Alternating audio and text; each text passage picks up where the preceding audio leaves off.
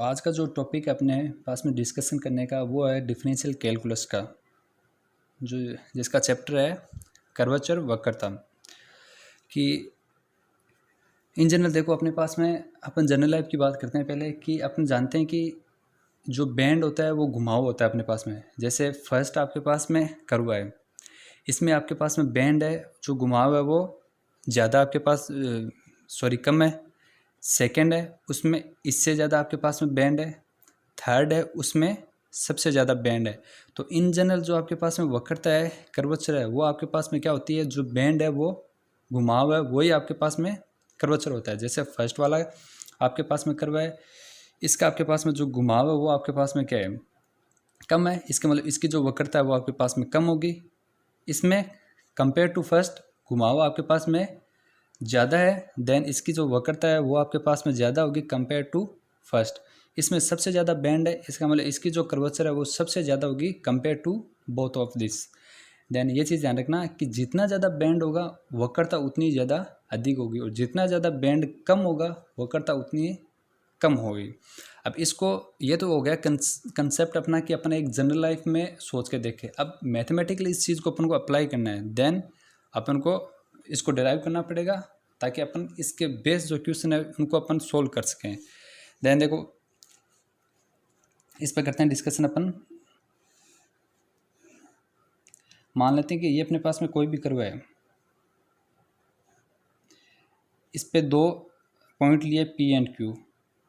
जो दोनों पॉइंट है वो नेबरहुड में, मतलब P जो Q पॉइंट है वो P के पास में ही है। इस P पे जो टेंजेंट है ये जो एक्स एक्स है उसके साथ में साई एंगल बना रही है। Q पॉइंट है वो मान लेते हैं कि Sai plus delta Sai angle बना रही है। अब जो नॉर्मल अभिलंब होता है वो हमेशा क्या होता है, जो टेंजेंट है उसके लंबवत होता है, परपेंडिकुलर। देन इस टाइप का होगा ये, और सेकेंड Q है इस पर भी इस टाइप का अभिलंब होगा। मान लेते हैं दोनों पॉइंट है वो आपके पास में जो अभिलंब है नॉर्मल है वो कहाँ पे मिल रहे हैं, M पॉइंट पे मिल रहे हैं। अब यदि देखो अपन यहाँ पे यदि जैसे ये है MQ आपके पास में, यदि Q को अपन P की तरफ टेंड करें, जैसे ऑब्वियस है कि जब Q M की तरफ Q वो P की तरफ टेंड करेगा इस हिसाब से टेंड होगा। देन जो M पॉइंट है वो बैक साइड जाएगा आपके पास में। लेट अपन मान लेते हैं कि वो आपके पास में यहाँ पे पहुँच गया वो C पे। देन C से लेके P तक जो CP डिस्टेंस है, यदि CP को अपन रेडियस मान के एक सर्किल बनाएं, CP उसको रेडियस मान के एक सर्किल बनाएं, मतलब किस टाइप का बनेगा सर्किल, कुछ इस टाइप का बनेगा ये। यदि अपन CP है उसको रेडियस मान के एक सर्किल बनाएं, देन जो सर्किल बनेगा वो सर्किल है वो आपके पास में कहलाएगा सर्किल ऑफ कर्वेचर।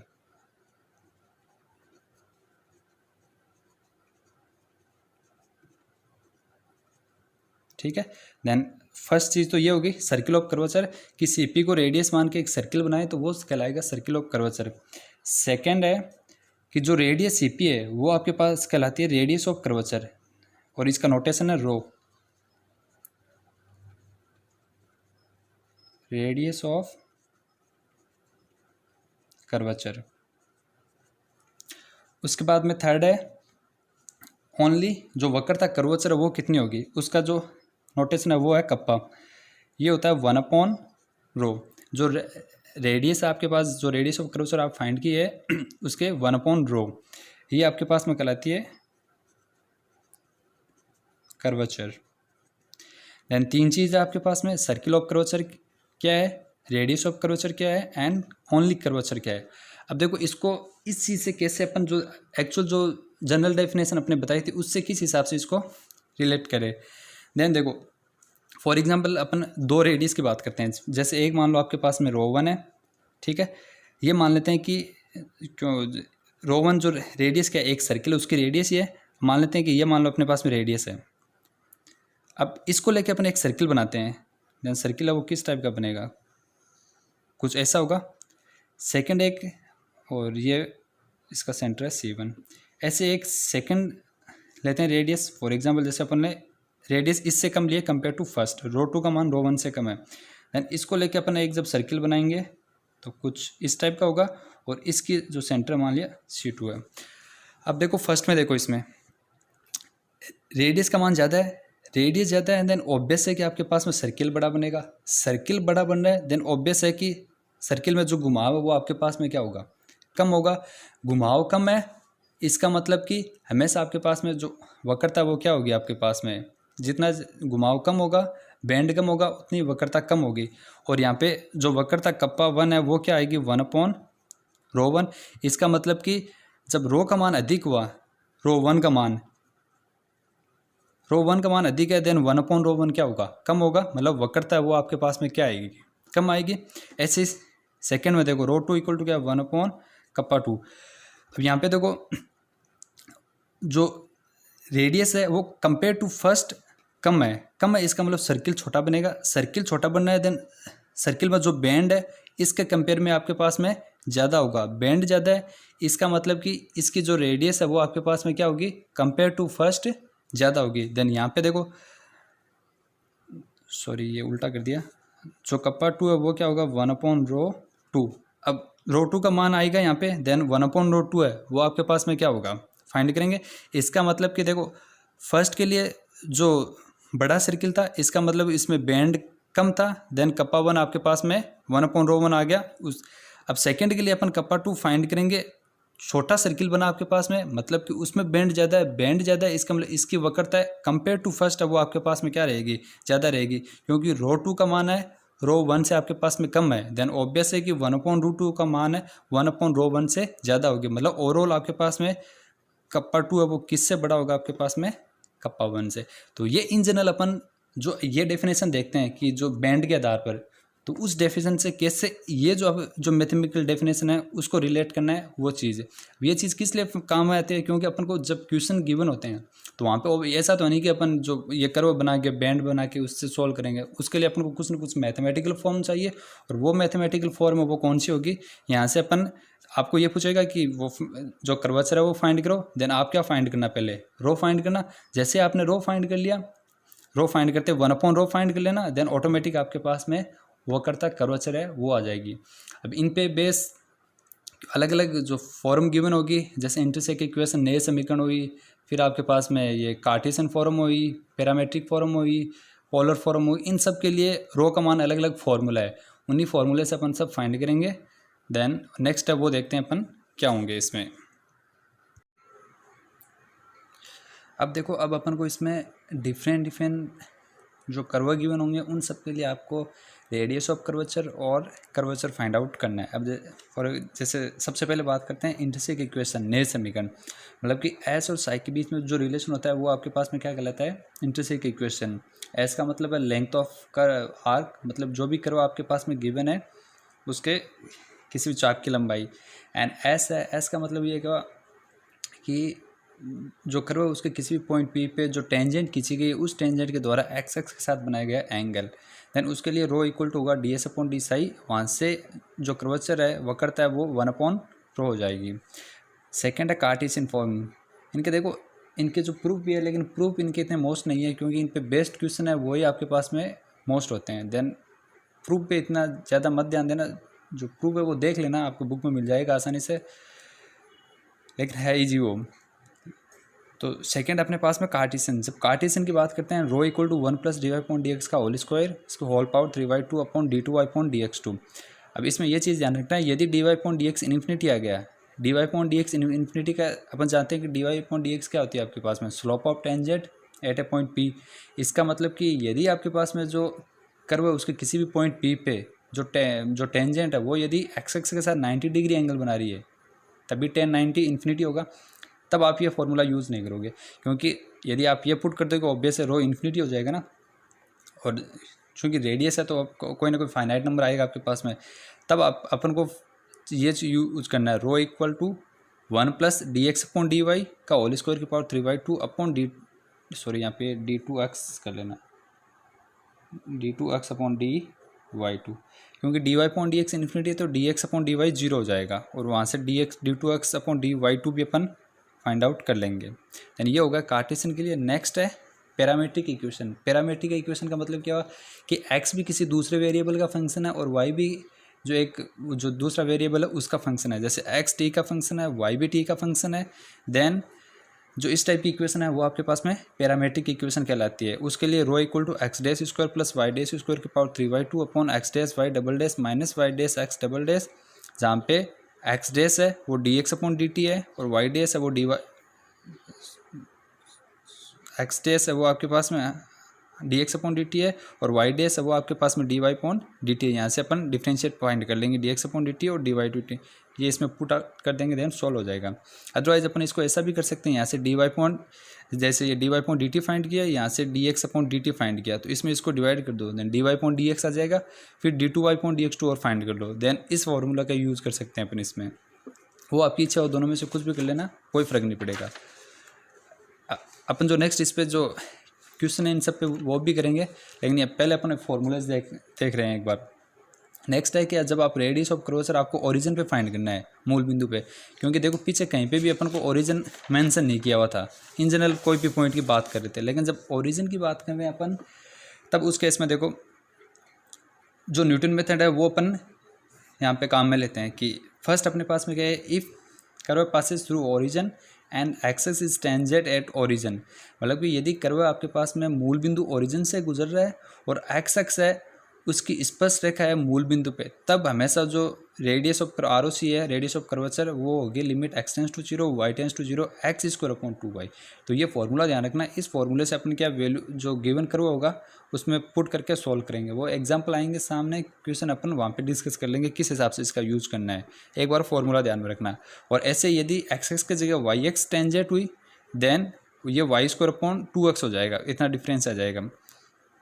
और अगेन ये भी चीज़ ध्यान रखना है, अपन जब भी ये कोई भी कर्व है उसके जो मूल बिंदु है ओरिजिन है उस पर जब टेंजेंट फाइंड करते हैं, देन अपन हमेशा क्या करते हैं, उसका चेक करने का क्या तरीका है, जो भी गिवन कर्व है उसके जो न्यूनतम घात के जो पद है उसमें टर्म्स है उनको 0 के बराबर कर दो, वहाँ से अपन को पता चल जाएगी कि वो उसकी टेंजेंट होगी। थर्ड है कि यदि एक्स एक्स और वाई एक्स, जो एक्स एक्स थे अपने पास में और वाई एक्स दोनों ही आपके पास में टेंजेंट ना हो ओरिजिन पे, मतलब कि जैसे x इक्वल टू 0 भी टेंजेंट ना हो या फिर y इक्वल टू 0 है ये भी टेंजेंट ना हो, इनके अलावा आ जाए जैसे y equal to plus minus x या फिर कोई दूसरी लाइन आ जाए y equal to x plus 1, तब ये फॉर्मूला यूज़ करना है, rho equal to 1 plus p square की पावर 3/2 अपॉन क्यू, जहाँ पे p के आपके पास में dy upon d x at origin और q आपके पास में d2y upon d x two at origin, जहाँ पे देखो p और q फाइंड आउट कैसे करना है, जो मैक्लॉरिन सीरीज है उसकी हेल्प से फाइंड करना है, y equal to p x plus 1/2 q x square something, ये इस हिसाब से चलते रहते। अब ये एक्चुअल देखो जो मैक्लॉरिन सीरीज होती है, ये जो टेलर सीरीज है उससे आती है, ये होती है आपके पास में y equal to f of 0 plus x f dash 0 plus x square upon factorial 2 f double dash 0 plus x cube upon factorial 3 f triple dash 0, इस हिसाब से ये चलती रहती है। लेकिन यहाँ पे देखो अपन के पास में जो कर्व है वो हमेशा, चाहे ये केस हो चाहे ये केस हो, किसी भी केस हो, कर्व वो हमेशा ओरिजिन है उससे तो गुजरेगा, जरूर गुजरेगा।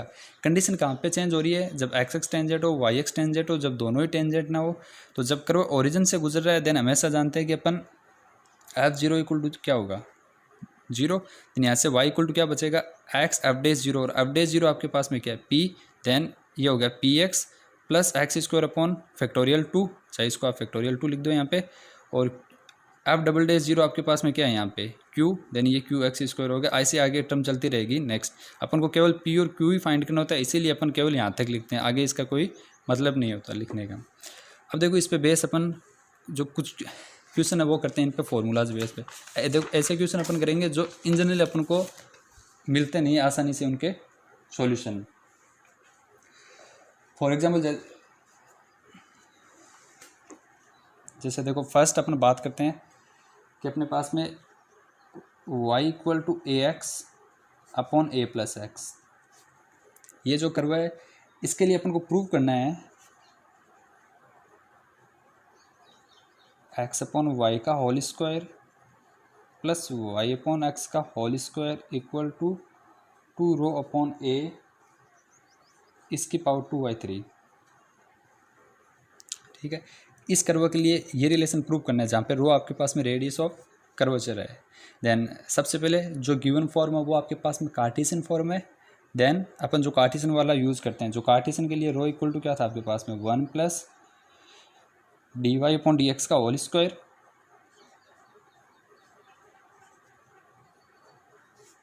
अपॉन d2y अपॉन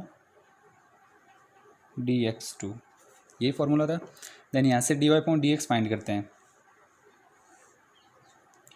तो जो dy अपॉन डी एक्स है वो कितना हो जाएगा आपके पास में, ये हो जाएगा a प्लस एक्स का whole square a plus x into a और माइनस ये हो गया आपके पास में ए एक्स, तो ए एक्स कैंसिल हो जाएगा, ये बचा a square upon a plus x का होल स्क्वायर, ये d y upon d x आ गया। ऐसे अपन d two y upon d x two और चाहिए अपन को, then d two y upon d x two, एक बार इसका और डिफ्रेंशिएट कर देते हैं। ए स्क्वायर कॉन्स्टेंट है, ये बाहर रहेगा, 1 अपॉन एक्स स्क्वायर टाइप का है ये, इसका क्या होगा -2 upon a plus x cube, यही होगा इसका, -2 a square upon a plus x, ठीक है।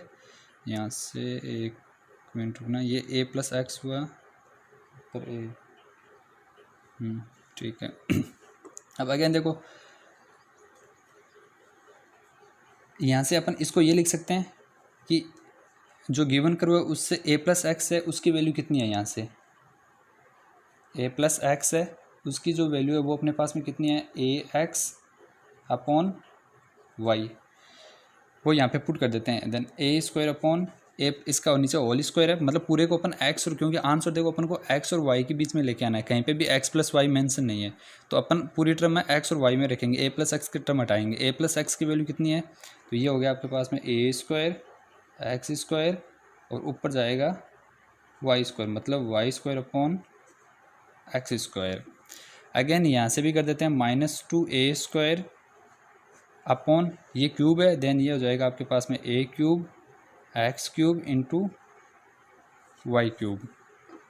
देन देखो ये टोटल क्या बचा आपके पास में, -2 y cube upon a x cube, ठीक है। देन ये आपके पास में हो गया है, इसमें उठा के फर्स्ट इसमें पुट कर देते हैं, तो ये कितना रो है वो क्या हो जाएगा आपके पास में 1 plus d y upon d x का होल स्क्वायर, तो ये क्या हो गया आपके पास में y raised to power 4 upon x raised to power 4, इस पूरे की power 3/2 upon y double dash, मतलब d two y upon d x two, ये हो गया -2 y cube upon a x cube, ठीक है। अगेन इसको अपन ये लिख सकते हैं कि लघुत्तम ले लेते हैं, ये x4 प्लस y4 इसकी पावर 3/2 अपॉन x की पावर 4 है, 3/2 पावर है, तो कितनी x की पावर 6 बचेगी, जो पहले ये टर्म लिखते थे नीचे वाली है -2 वाई क्यूब ए एक्स क्यूब, इधर ऊपर जाएगा इंटू ए एक्स क्यूब, और जो ये लघुत्तम की टर्म ये नीचे आएगी x की पावर 6 इंटू कर लेना x की पावर 6। तो ओवरऑल देखो आपके पास में क्या बचा, यहाँ से अब देखो अपन कर रहे हैं विथ नेगेटिव है ना, तो ये हो जाएगा अपने पास में 2 को इस साइड भेज रहे हैं, 2 रो और a ऊपर है, इसको इधर नीचे भेज रहे हैं अपन, जिस हिसाब से अपन को प्रूव करना है उस हिसाब से अरेंजमेंट कर देते हैं, 2 रो अपॉन a, और इधर आपके पास में क्या बचा x raised to power 4 plus y raised to power 4 इसकी पावर 3/2 अपॉन में आपके पास में माइनस, ये बचा आपके पास में एक्स क्यूब, 3 है नीचे 6 है तो एक्स क्यूब और वाई क्यूब, ठीक है। अगेन देखो एक चीज़ यहाँ पे ये भी ध्यान में रखना कि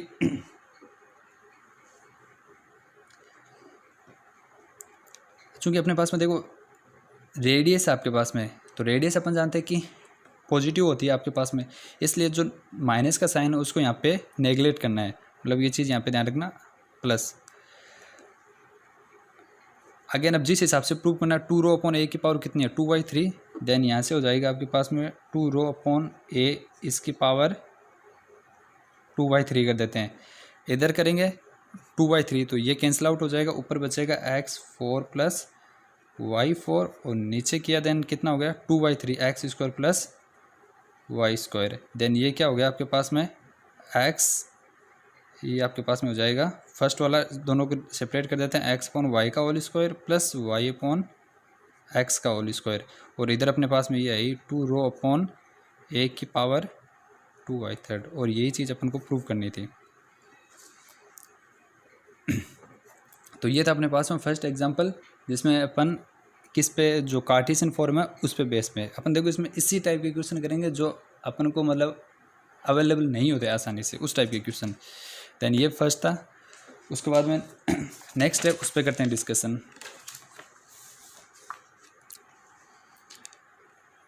अब देखो जो नेक्स्ट है वो है आपके पास में क्वेश्चन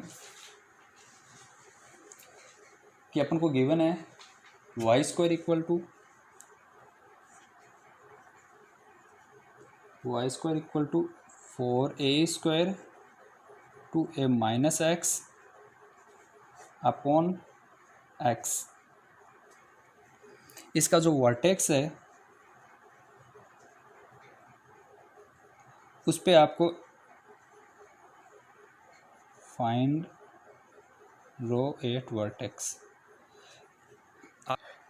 तो इसके लिए देखो ये जो गिरो इसका जो वर्टेक्स है उस पे आपको जो ROC फाइंड करना है इस कर्व के लिए।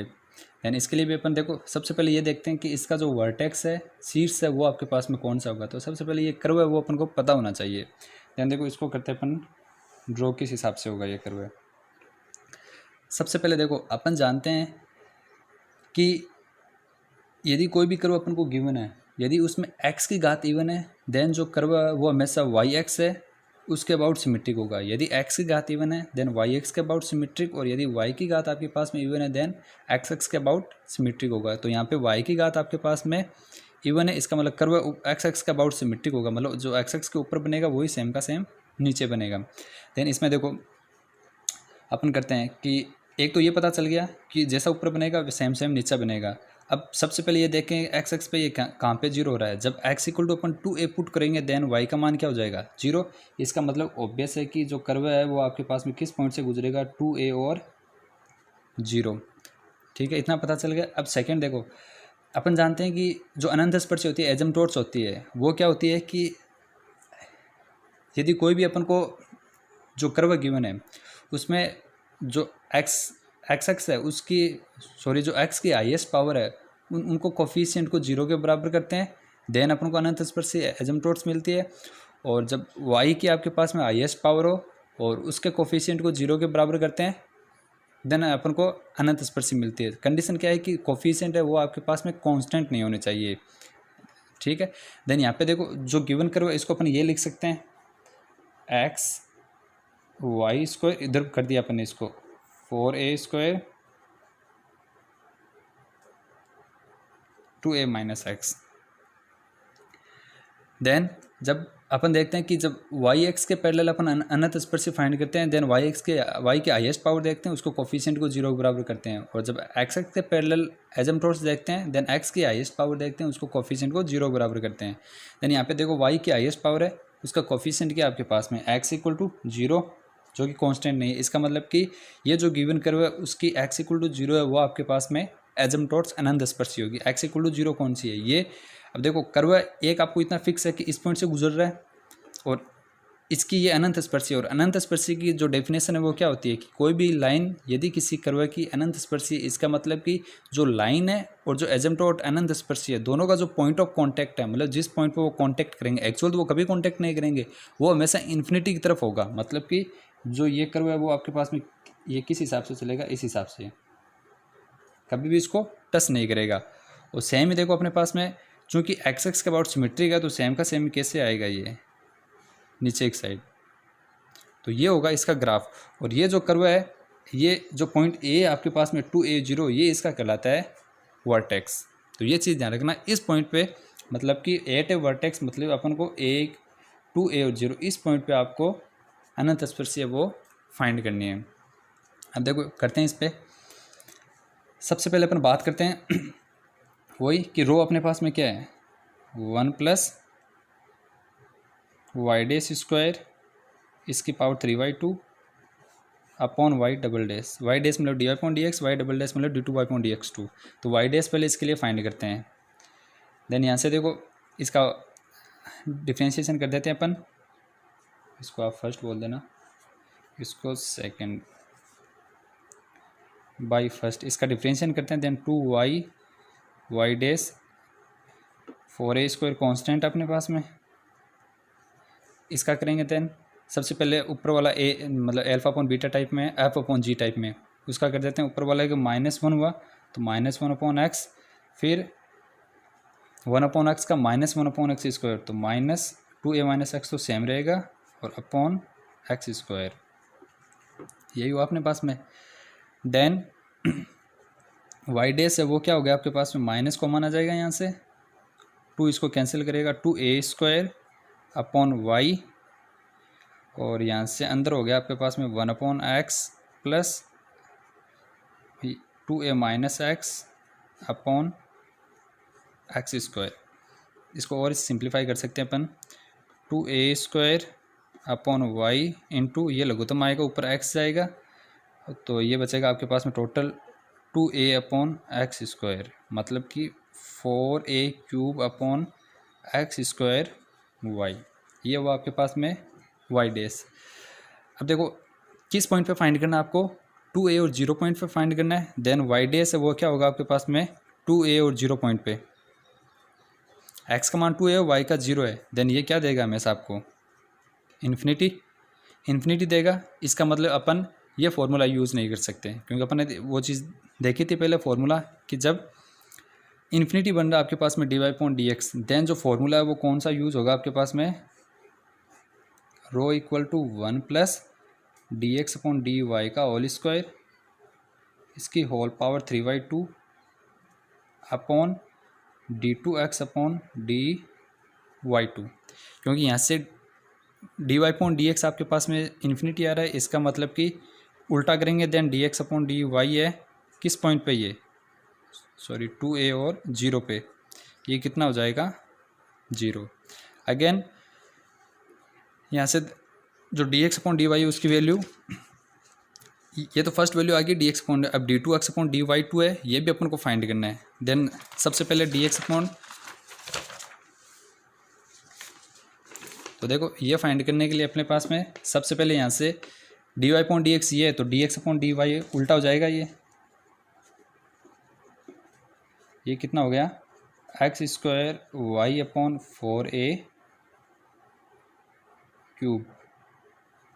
ठीक है, एक बार और अवकलन कर देते हैं इसका, d2x/dy2, ये कितना हो जाएगा, ये तो 1/4a³ कांस्टेंट है, इसका करेंगे। देन x² y का y डैश हो गया,